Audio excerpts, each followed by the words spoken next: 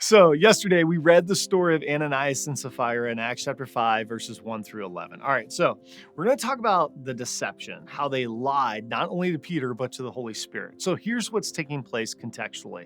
In Acts chapter 4, there are people who are selling property and giving the proceeds for purposes of generosity to those who are in need. All right, so one of the individuals is Barnabas. He sells a field in chapter 4 and he gives it to the apostles. So Ananias and Sapphira, here's their sin. It's not so much about the money for the land that they sold, it's their deception. They want it to be known as generous, and therefore they deceived Peter and were hypocritical.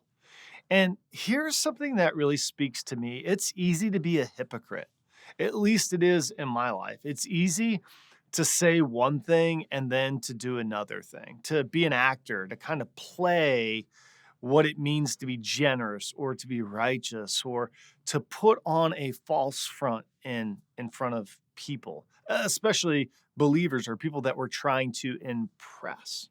And so this is the deception. It's not about the money or the lack of money they gave, because if you look at verse 4, Peter said, wasn't this money at your disposal? You could have done with it what you wanted to do with it. It's the fact that you lied and you acted like all of the money was as proceeds from this piece of land.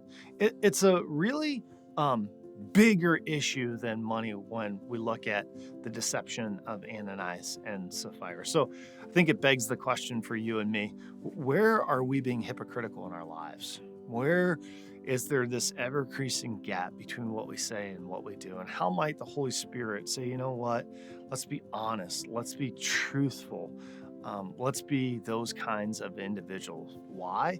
Because eventually our sin finds us out. And tomorrow we're going to look at the discovery of their deception. I'll see you tomorrow on the Daily Dose.